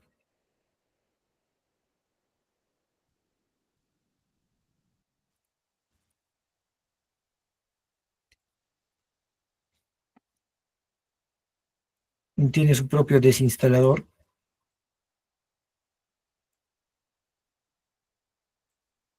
Obviamente ustedes todavía no lo tienen instalado, no hay ningún problema. En la descripción del video, o bueno, de la sesión 1, les dejé el enlace para descargar el software SSAP. Sin embargo, lo podemos encontrar rápidamente.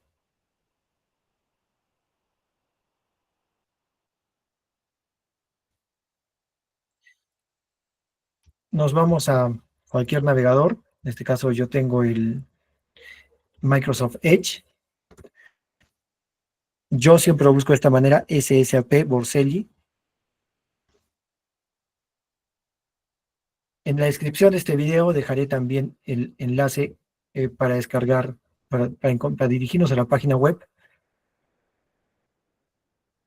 Y aquí buscamos donde indica descargar SSAP.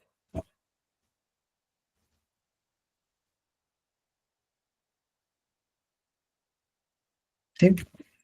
Así que le damos a descargar. Esperamos un momento. Verán que el proceso de descarga es sumamente rápido y sencillo. Describir un poquito del software. A ver un momento.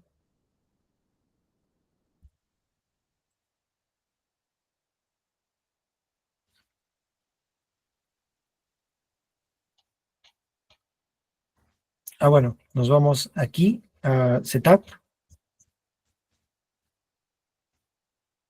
Y ahí lo tenemos descargado, ¿no? Entonces, describir un poquito del software. Que termine la descarga, son 130 megas. SSAP es un software gratuito para verificar la estabilidad de taludes naturales, artificiales o con elementos de refuerzo.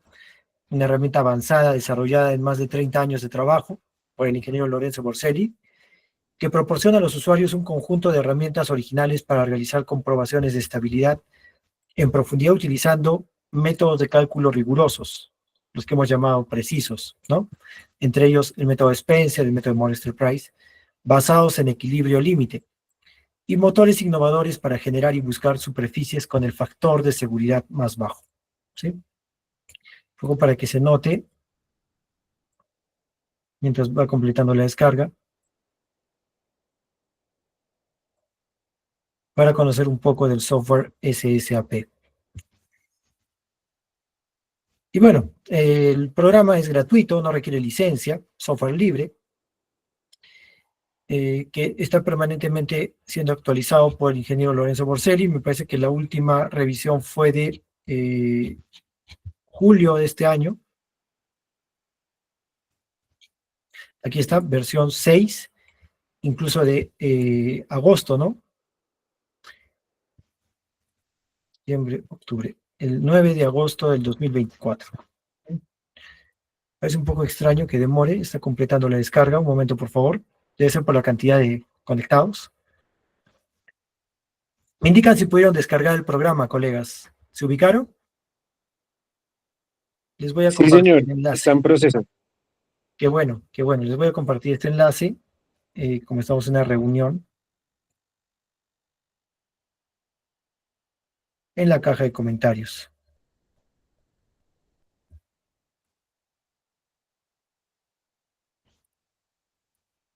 Bueno, vamos a explicar un poco cuál es el formato de ingreso de datos para el programa SSAP. He preparado un ejemplo en donde podemos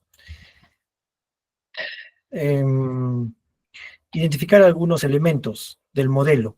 En primer lugar, el origen de coordenadas que asume el software SSAP se ubica en la parte inferior izquierda. ¿Sí? Entonces voy a ser un poco más explicativo. Vamos a decir que el origen de coordenadas es en la parte inferior izquierda. Quiere decir que cualquier talud lo tenemos que dibujar bajo esta orientación, ¿sí? Creciente y hacia la derecha. Si tuviéramos otro talud, simplemente deberíamos de generar el espejo, el mirror, ¿ya? Ok, otra consideración. Cualquier elemento, sea este contorno externo del talud, o sea, el límites entre materiales,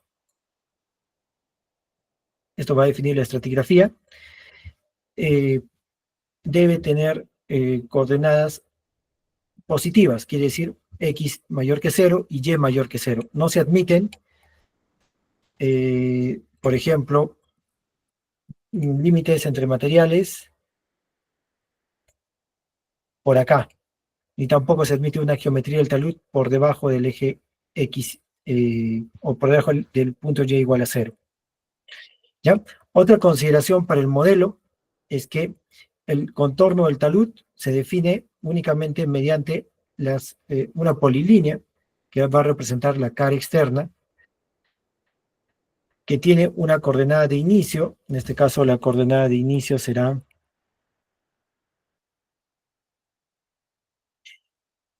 0,0, no, estoy equivocado. Aquí está. 0,7.5, está acá, 0,7.5. Y la coordenada de fin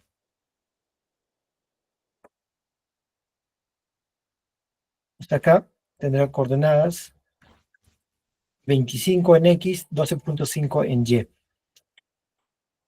Por debajo de este contorno exterior se asignará el primer material, material 1. La explicación es esta, muy sencilla. El ingeniero Borselli nos dará mayor detalle, pero todo este material, si no hubiera límites entre materiales, sería el material 1. En este caso, como tenemos límites entre materiales,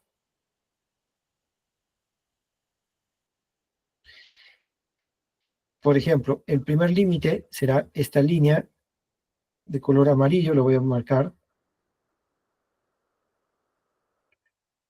Si solo tuviéramos esos dos límites entre materiales, aquí el programa asume la asignación del primer material y por debajo todo lo demás sería el material 2. En este caso, como tenemos un segundo límite entre materiales,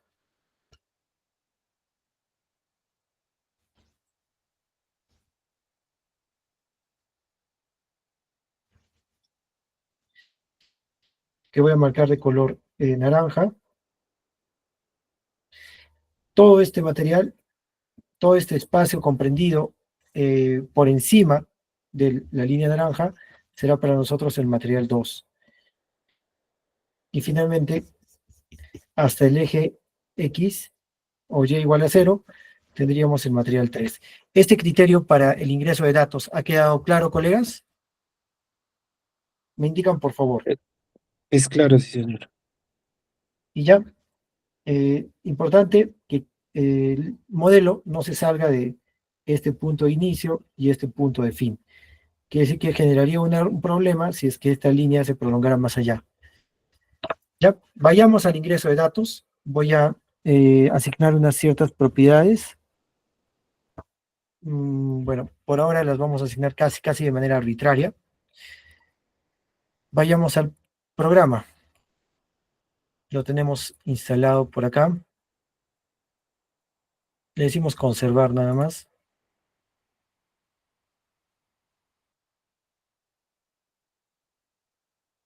Un momento.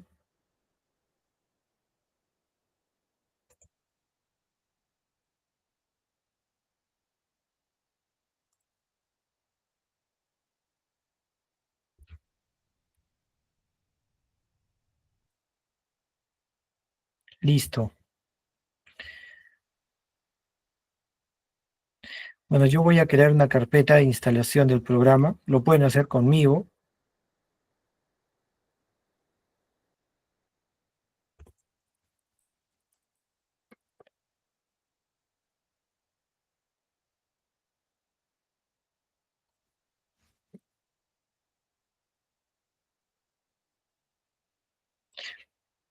Simplemente es siguiente, clic derecho, ejecutar como administrador.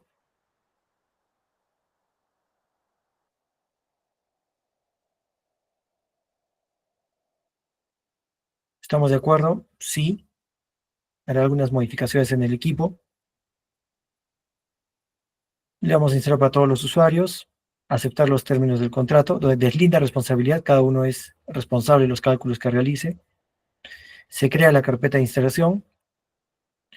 Podemos crear un acceso directo y de manera bastante rápida se completa la instalación del programa.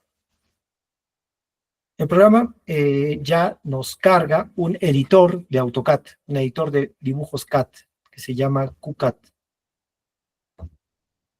Y será la interfaz por la que nos mostrará los resultados.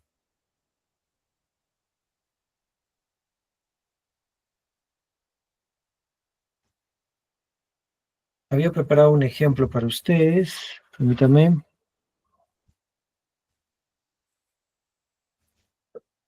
Si no, con fines didácticos podemos asumir unos valores. Sí, no hay ningún problema.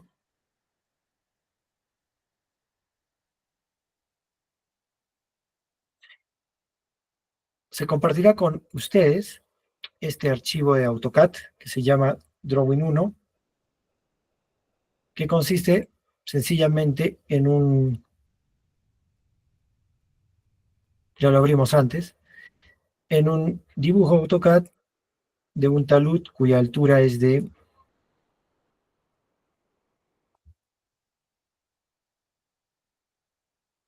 5 metros, que posee 3 estratos y ubicado respecto al origen, una altura 7.5 me parece, ¿no? Aquí está. Se debe guardar en formato de XF, lo voy a volver a hacer para todos ustedes.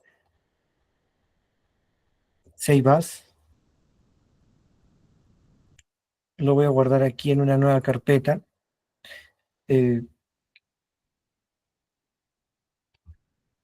Vamos a llamarle sesión 2. Sería tal vez desde 0.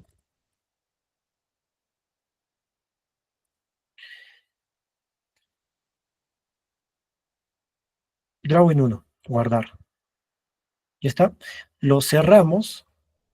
No requiero guardarlo en otro formato.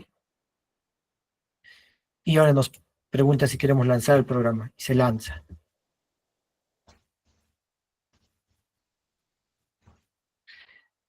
Perfecto. En este momento estamos en condiciones de crear un nuevo modelo. ¿Me indican cuántos de ustedes pudieron instalarlo, por favor? Esta parte ya nos tomará unos minutos nada más. Por ahí, a ver, ¿alguna pregunta? Por supuesto, los escucho. Dígame. Bueno, vamos a terminar rápidamente. Si hubiera alguna consulta, me indican, por favor. Ya, bueno, vamos a crear un nuevo modelo, para lo cual nos dirigimos a esta opción que se llama Make Files.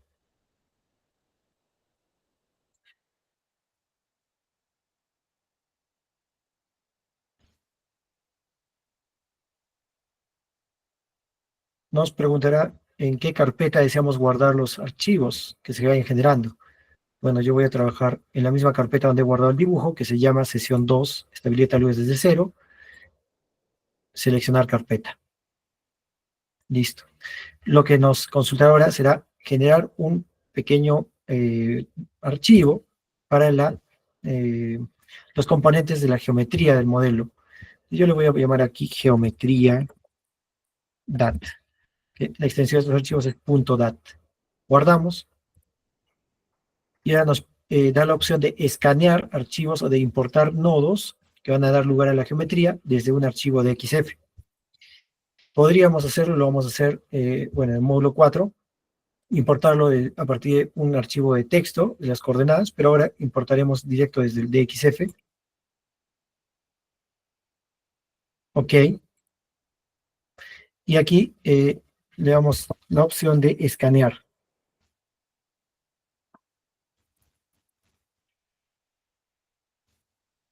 Seleccionamos el archivo, aquí estamos, sesión 2, estabilidad tal vez desde 0, drawing 1, y debemos de tener en la mente, aprovechando las herramientas de dibujo, la geometría que queremos importar, ¿sí? Donde, por ejemplo, nuestro modelo consistía en un talud de las siguientes características, donde este punto era 0,7.5, este era 25,12.5. Aquí tenemos 0,7.5 y aquí tenemos 25,12.5. A ese le vamos a llamar el techo del material 1. Escribimos aquí número de capa 1. Veremos que el siguiente material debería tener una coordenada Y menor a 12.5. Y aquí está, es 10. Y el siguiente debería tener una coordenada Y menor al pie del talud, donde el pie del talud tiene una coordenada 7.5, esto sería 6. Por lo tanto, aquí le ponemos 2 y aquí le ponemos 3. Significa que hemos asignado a esto como 1, a esto como 2 y a esto como 3. Donde los materiales se asignarán, como habíamos indicado, material 3 por acá, material 2 por acá y material 1, bueno, por acá.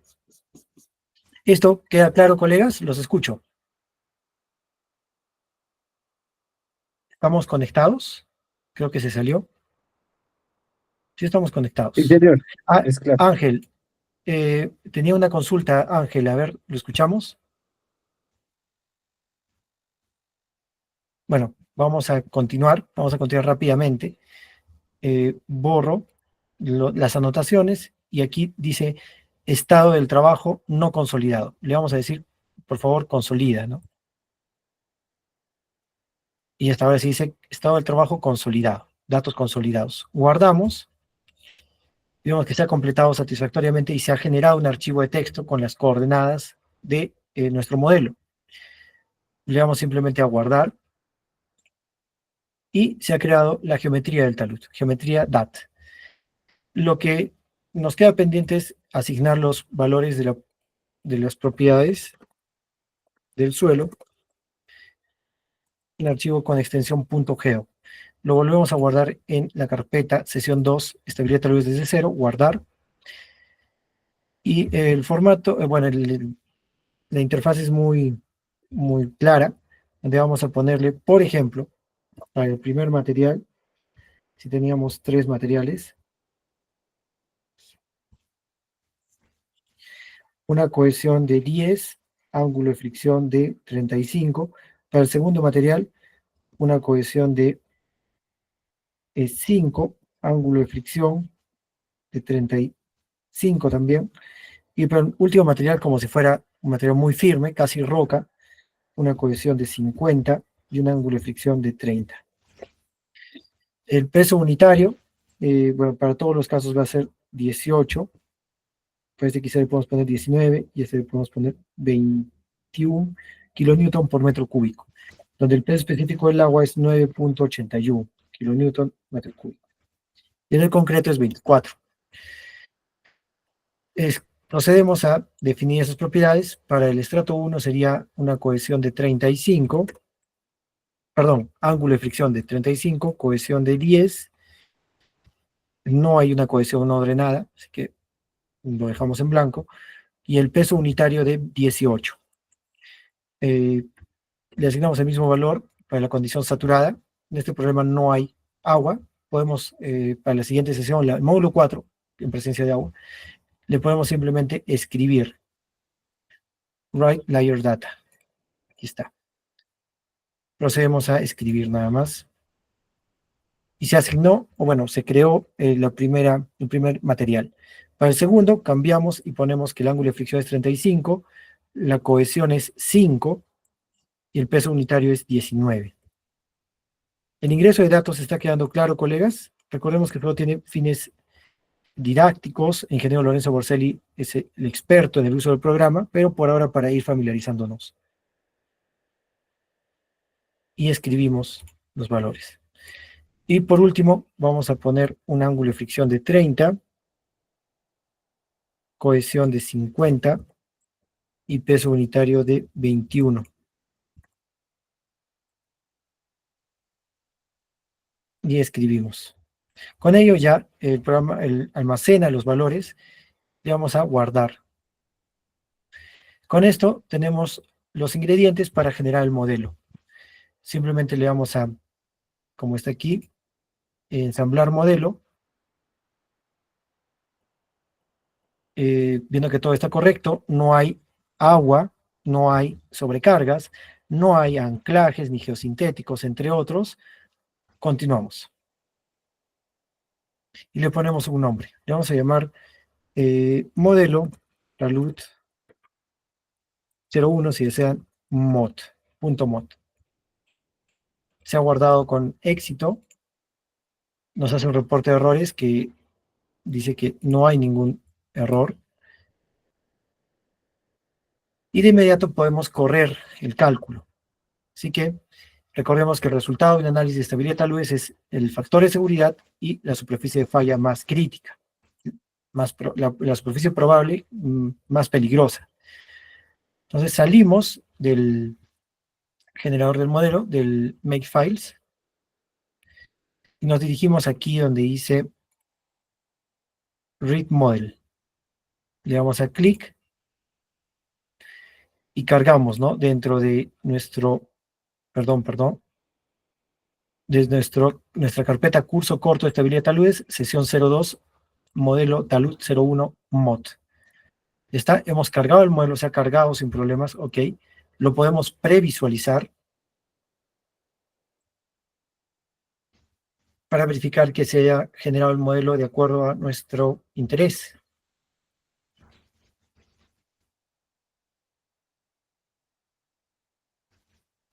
Un momento, está cargando.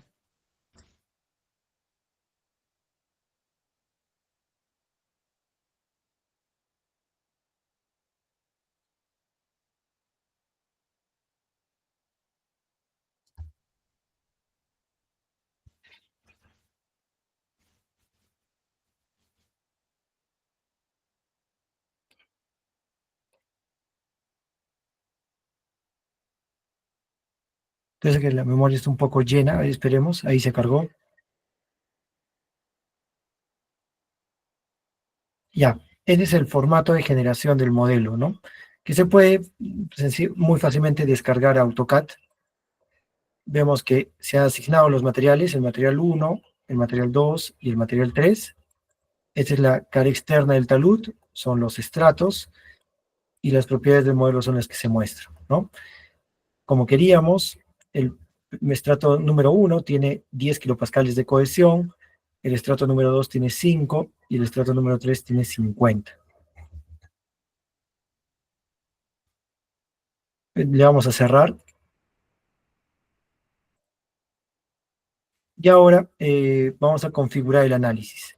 Para configurar el análisis lo vamos a hacer de una manera bastante rápida, donde por ejemplo vamos a coger el método de Spencer, vamos a desactivar las grietas de tracción con fines didácticos, académicos, vamos a suavizar la superficie de falla y nada más, ¿ya? No hay efecto de carga sísmica, aquí se pudo haber especificado, le damos a OK y finalmente vamos a permitir la carga de algunos resultados. Vamos a pedirle que almacene factores de seguridad que van desde 0.5 hasta 1.5, hasta 2 incluso. Algunas opciones adicionales que nos van a permitir visualizar mejor los resultados mediante un mapa de colores. Le damos simplemente a OK. El proceso toma unos minutos, así que hasta aquí con la explicación del día de hoy. Todavía no vamos a parar la grabación, pero si desean se pueden retirar. Lo esperamos el martes de la próxima semana. Por favor, resolver el cuestionario que estaré compartiendo con ustedes, ya que esta grabación solo se compartirá con aquellos que hayan llenado el formulario. Y procedemos al cálculo.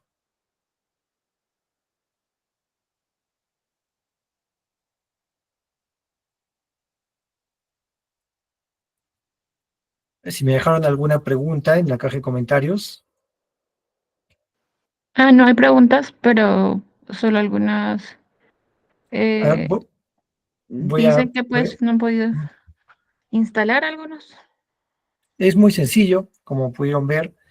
Voy a dar lectura a algunos comentarios. Gracias, dice Darío se comunica desde Cerro de Pasco, Gonzalo desde Arequipa, Lenin desde Huaraz, Jorge desde Lima, Manuel desde Arequipa, Lucio desde Lima, Catherine desde Ica, Manuel desde Tibasosa en Bocayá.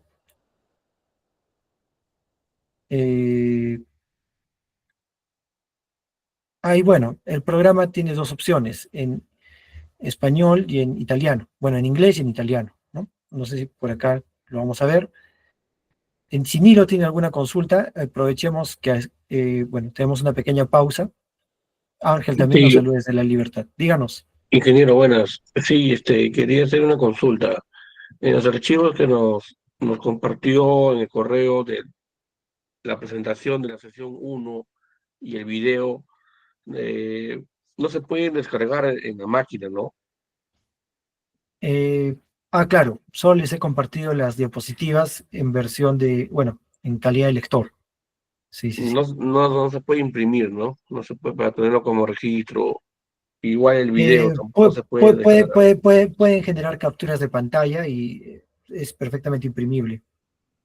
Claro. Ya. Y la hoja Excel que también explicó un método en la sesión 1. Tampoco lo compartió. El abaco de Michalovsky, claro. Correcto, sí. Se lo estaré compartiendo al grupo de WhatsApp, no se preocupe. Ya listo, profe, gracias. Ok, ahora invitarlos a unirse al grupo de consultas, que a la fecha tiene más de 300 miembros, de los aproximadamente 1000 profesionales que he capacitado a lo largo de estos 2 años, en donde también discutimos a profundidad cada uno de estos temas. Los integrantes del grupo, todos exalumnos de los cursos que he dictado y que sigo dictando, comparten sus experiencias profesionales. Así que bueno, en el enlace de la caja de la descripción de este video dejaré el enlace para el grupo de consultas, ¿sí? Así que esperamos un momento más. Como están viendo, ya hay una convergencia. El factor de seguridad está resultando aproximadamente 1.54. Está entre 1.53 y 1.56. Hemos definido un una cantidad de superficies de prueba de 15.000, es bastante, y por ello el tiempo de cálculo. Es posible observar resultados temporales, pero yo prefiero permitir que el programa complete todo su cálculo para poder visualizar mejor los resultados. Aquí les dejo el grupo de consultas. Mientras va cargando, pueden agarrar su celular, dirigirle la cámara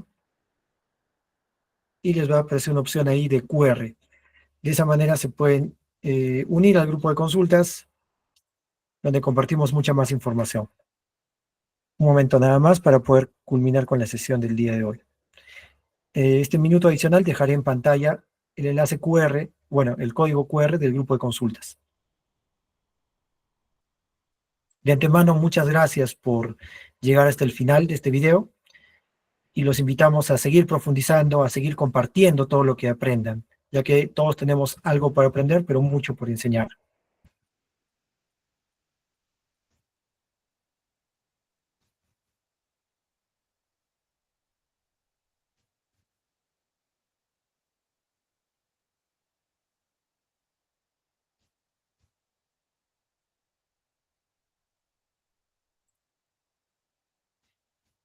Estamos en la superficie de falla 10.000, un momento más para llegar a las 15.000.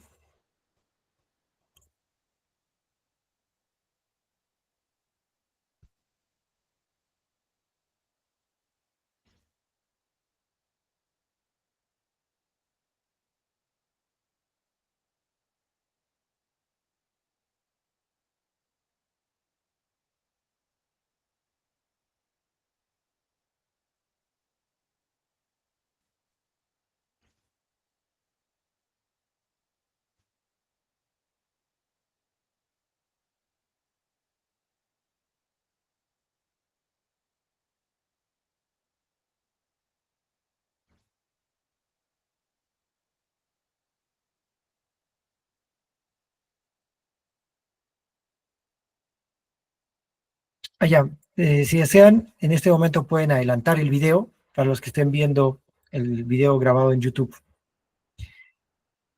Pero ya estamos próximos, tenemos 14.000 superficies de falla, ya estamos llegando a las 15.000 y observaremos los resultados.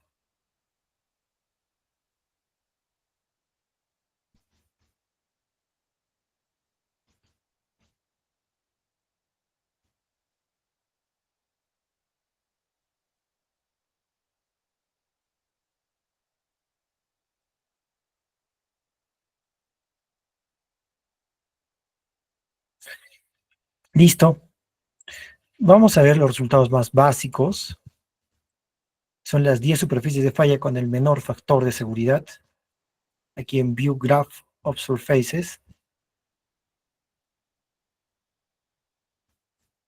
Vemos que de color rojo, o podemos cambiar incluso aquí el color,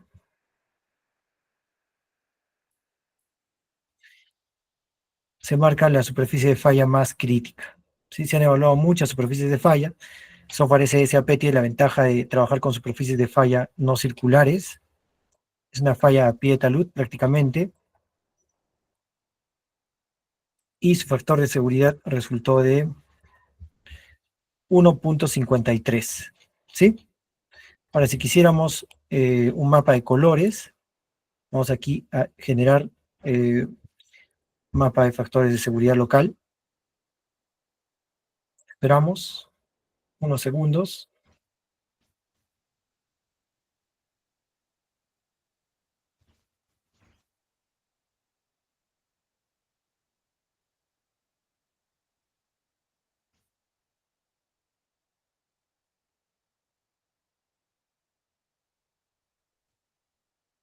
Y aquí podemos ver en escala de colores, donde un color amarillo representa un factor de seguridad de 1 y un color verde